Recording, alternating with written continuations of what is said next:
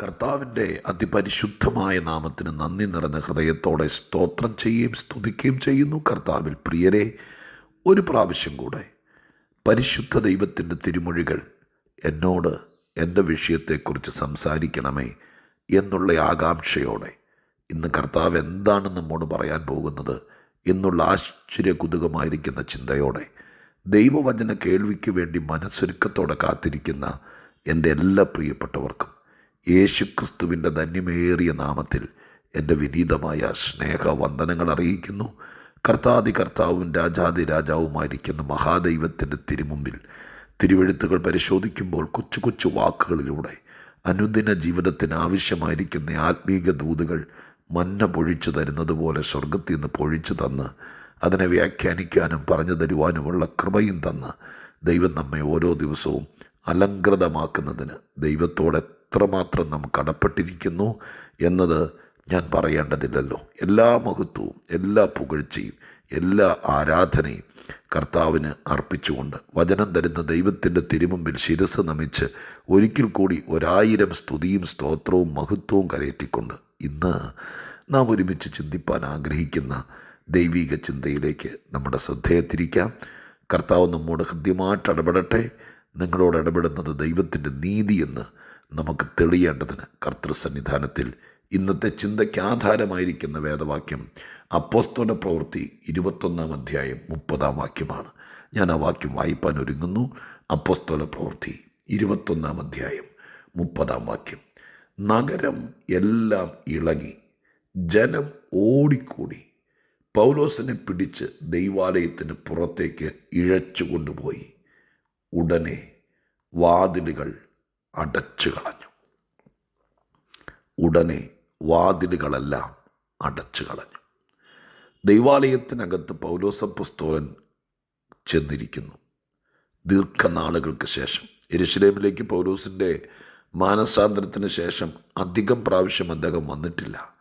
2-3 പ്രാവശ്യം യെരൂശലേമിലേക്ക് പൗലോസ് വന്നിരിക്കുന്ന ഈ പ്രാവശ്യം ദൈവാലയത്തിനകത്ത് പൗലോസ് എത്തപ്പെട്ടിരിക്കുന്നു. സുദീർഘനാളുകൾക്ക് ശേഷമാണ് ദൈവാലയ പരിചിതനായിരുന്ന അദ്ദേഹം ദേവാലയത്തിനകത്തേക്ക് തൻ്റെ മാനസാന്തരാനന്തരക്ക് എത്തിച്ചേർന്നിരിക്കുന്നത്. യഹൂദന്മാർക്ക് പൗലോസിനോട് ഭയങ്കരമായിരിക്കുന്ന ദേഷ്യവും അമർഷ്യവും ഉണ്ടെന്നുള്ള കാര്യം ഞാൻ പറയാതെ നിങ്ങൾക്കറിയാം. പൗലോസ് ദീർഘമായിരിക്കുന്ന മിഷണറി യാത്രകൾക്ക് ശേഷമാണ് യെരൂശലേമിൽ എത്തിയിരിക്കുന്നത്. പ്രത്യേകിച്ച് ജാതീയ പട്ടണങ്ങളിലെല്ലാം സുവിശേഷം അറിയിച്ചു. അങ്ങനെ ജാതികളിൽ നിന്ന് വിശ്വാസത്തിലേക്ക് വന്നവരായിരിക്കുന്ന ചില ആളുകൾ എഫേസോസ് തുടങ്ങിയ പട്ടണങ്ങളിൽ നിന്ന് പൗലോസിൻ്റെ കൂടെ യെരൂശലേമിലേക്ക് യാത്രയ്ക്ക് വന്നിട്ടുണ്ട്. പൗലോസിനോടൊപ്പം അവരിൽ ചിലർ കൂടെ യെരൂശലേം പട്ടണത്തിലൊക്കെ ഉണ്ടായിരുന്നത് ദൈവാലയത്തിനകത്ത് വന്ന യഹൂദന്മാരായിരിക്കുന്ന ആളുകൾ കണ്ടിട്ടുമുണ്ട്. അപ്പോഴാണ് പൗലോസ് ദേവാലയത്തിനകത്ത് നിൽക്കുന്നത് കാണുന്നത്. ഈ കാഴ്ചയിൽ യഹൂദന്മാരുടെ ചോര തിളച്ചു. അവർ പൗലോസിന് നേരെ കാട്ടുചെന്നായ്ക്കൾ കൂടി വരുന്നത് പോലെ അട്ടഹസിച്ചുകൊണ്ട് അടുത്തു. അങ്ങനെ പൗലോസിനെ വളഞ്ഞിട്ട് ആക്രമിക്കാൻ തുടങ്ങിയാണ്. അങ്ങനെ വിശുദ്ധ സ്ഥലം തീണ്ടിച്ചവനാണിവൻ, ജാതികളെ കൊണ്ടുവന്ന് ദൈവാലയത്തിൽ കയറ്റി എന്നൊക്കെ പറഞ്ഞ് ഭയങ്കരമായിരിക്കുന്ന ആരോപണങ്ങൾ ഉന്നയിച്ചുകൊണ്ട് പൗലോസിന് വിരോധമായി ഭയങ്കരമായിരിക്കുന്ന വിപ്ലവം നടക്കുന്നു. ഈ സമയത്ത് പെട്ടെന്ന് പൗലോസിനെ ദൈവാലയത്തിനകത്ത് നിന്ന് പുറത്തേക്ക് വലിച്ചഴച്ച് കളഞ്ഞു. ആ സമയത്ത് എഴുതിയിരിക്കുന്ന വാക്കാണ്.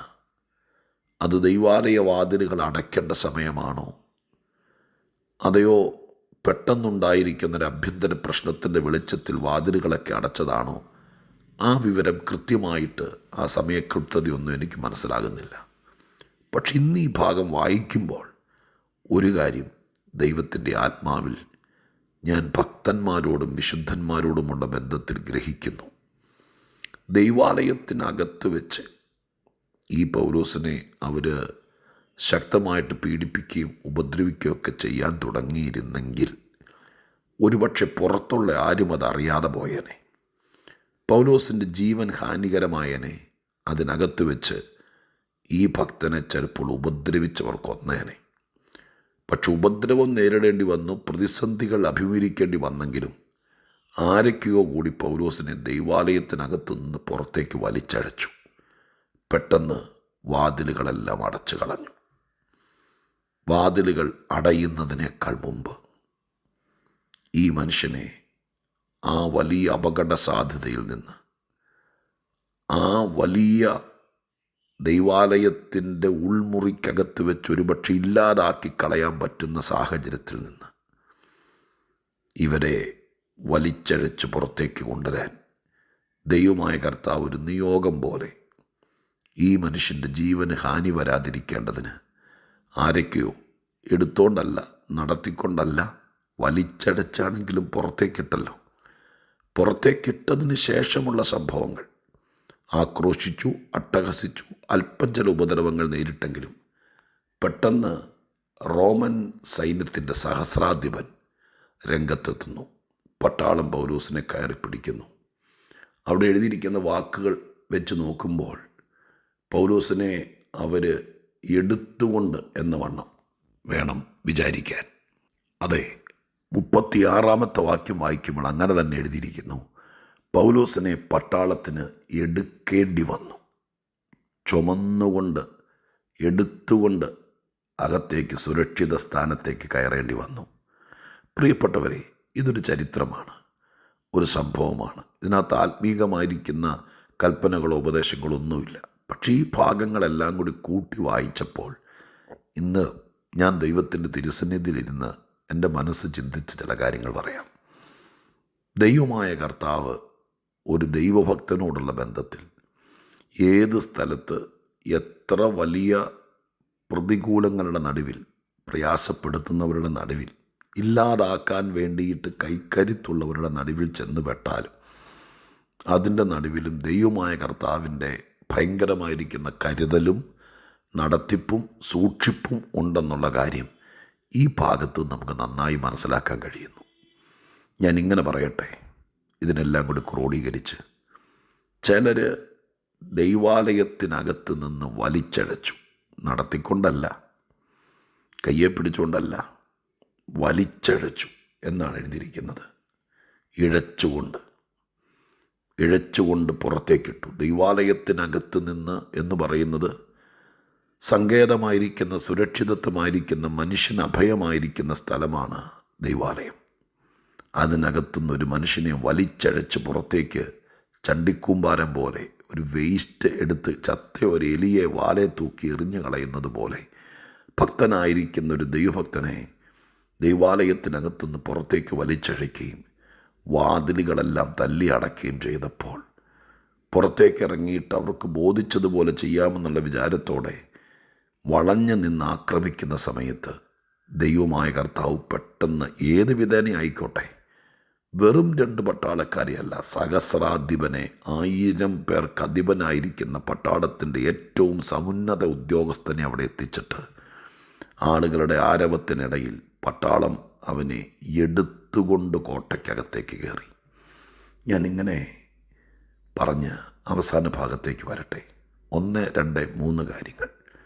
നീ വിചാരിച്ച ഏറ്റവും സുരക്ഷിതമായ സ്ഥാനമെന്ന സ്ഥലത്ത് നിന്ന് ആരൊക്കെയോ കൂടി വലിച്ചഴച്ച്, ഞാൻ ആദ്യം പറഞ്ഞതുപോലെ വാലെ പിടിച്ച് തൂക്കി എറിയുന്നത് പോലെ വലിച്ചഴച്ച് കളഞ്ഞാൽ നീ വിചാരിക്കാത്തൊരു സ്ഥാനത്തേക്ക് എടുത്തുകൊണ്ട് പോകാൻ ദൈവമായ കർത്താവ് ചിലരെ ആക്കി വയ്ക്കും.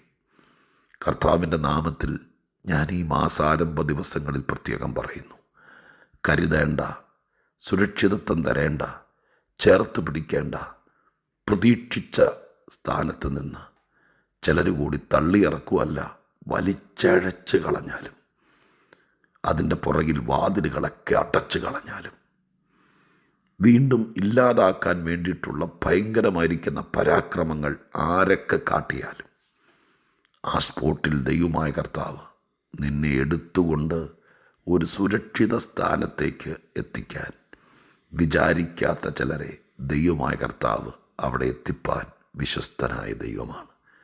പ്രിയപ്പെട്ടവരെ, ചില വാതിലുകൾ ഞാനിങ്ങനെ വിചാരിക്കുന്നു, ഈ വാതിലുകൾ പൗലോസിനെ പുറത്തേക്കിടാതെ അവരടച്ചിരുന്നെങ്കിൽ ഒരുപക്ഷെ അകത്ത് നടക്കുന്നത് ആരും അറിയില്ലായിരുന്നു. ഈ സഹസ്രാധിപനോ പട്ടാളക്കാരോ ഒരുപക്ഷെ ദേവാലയത്തിനകത്ത് കയറാൻ അവർക്ക് അനുവാദം പോലും കൊടുക്കില്ലായിരുന്നു യഹൂദന്മാർ. കാരണം ദൈവാലയത്തിൽ പ്രത്യേക പ്രൊട്ടക്ഷനുള്ള വിങ്, ചേവകരെന്നറിയപ്പെടുന്നൊരു കൂട്ടരവിടെയുണ്ട്. അവരാണ് അവിടുത്തെ ആഭ്യന്തര കാര്യങ്ങൾ ക്രമീകരിക്കുന്നത്.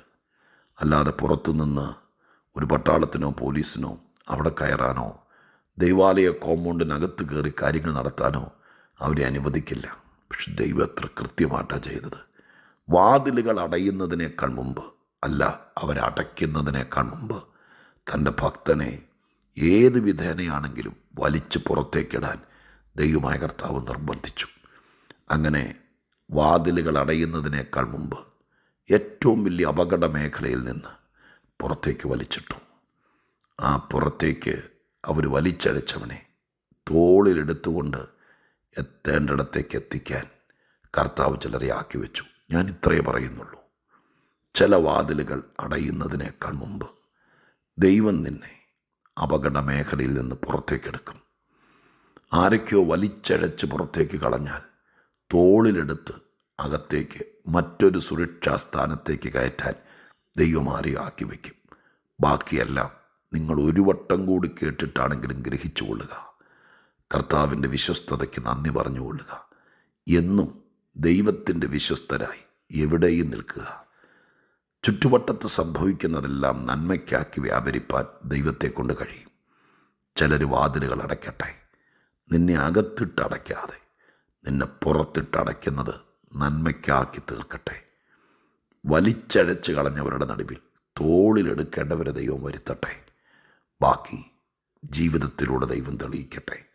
ഈ മാസം തന്നെ ഈ ദൂതുകൾ സംഭവിക്കട്ടെ, അന്വർത്ഥമാകട്ടെ. അതിനായി നമുക്ക് കാത്തിരിക്കാം. നമ്മെ തന്നെ സൂക്ഷിക്കാം. നാം ദൈവത്തിൻ്റെ പക്ഷത്ത് നിൽക്കാം. ശത്രുക്കൾ ചെയ്യേണ്ടത് ചെയ്യുമ്പോൾ ദൈവം പ്രവർത്തിക്കേണ്ടതുപോലെ പ്രവർത്തിക്കും. വാതിലുകൾ അടയുന്നതിനേക്കാൾ മുമ്പ് ദൈവപ്രവൃത്തികൾ ആരംഭിക്കും. വിശ്വസിച്ചു, ബാക്കി ദൈവം പ്രവർത്തിക്കും. പരിശുദ്ധ ദൈവമേ, ഞങ്ങളുടെ സ്വർഗീയ പിതാവേ, അനുഗ്രഹിക്കപ്പെട്ട ഈ നല്ല ദിവസം പൗലോസ് അപ്പോസ്തലൻ്റെ ജീവിതത്തിലെ ഏറ്റവും നിർണായകമായിരിക്കുന്നൊരു സംഭവത്തിൽ നിന്ന് ഞങ്ങൾ കാര്യങ്ങൾ ഗ്രഹിക്കുന്ന കർത്താവേ, ഒരു കൂട്ടം ആളുകൾ വലിച്ചടിച്ച് പുറത്തേക്കെടുത്ത് എറിഞ്ഞപ്പോൾ മറ്റൊരു കൂട്ടത്തെ തോളിൽ ചുമന്ന് അകത്തേക്ക് കയറ്റാൻ ദൈവം കണ്ടുവച്ചിരുന്നു. ഞങ്ങളിത് ഈ ചരിത്രഭാഗത്ത് നിന്ന് ഈ മാസത്തേക്കുള്ള ദൈവിക ദൂതായിട്ട് ഏറ്റെടുക്കുന്നു. ഇതിന് വിധേയപ്പെട്ടതുപോലെ തള്ളപ്പെട്ടവർ ചിലരെങ്കിലും ഇത് കേൾക്കുന്നുണ്ടായിരിക്കുമല്ലോ. ചിലർ വാതിലുകൾ അടച്ച് അകത്തിട്ടൊതുക്കാൻ നോക്കുമ്പോൾ അത് സമ്മതിക്കാതെ വാതിലുകൾ അടയുന്നതിനേക്കാൾ മുമ്പ് പുറത്തിടേണ്ടവനെ പുറത്തിടാൻ ദൈവം കൽപ്പിച്ചിട്ടുണ്ട്. സ്വർഗം അതൊക്കെ ചെയ്യും. ഈ ദൂതിൻ്റെ ഉത്തരവാദികൾ, അവകാശികൾ, അവർക്കിത് അനുഗ്രഹമായിരിക്കട്ടെ. പ്രാർത്ഥന കേട്ടതിന് നന്ദി. യേശുവിൻ നാമത്തിൽ തന്നെ.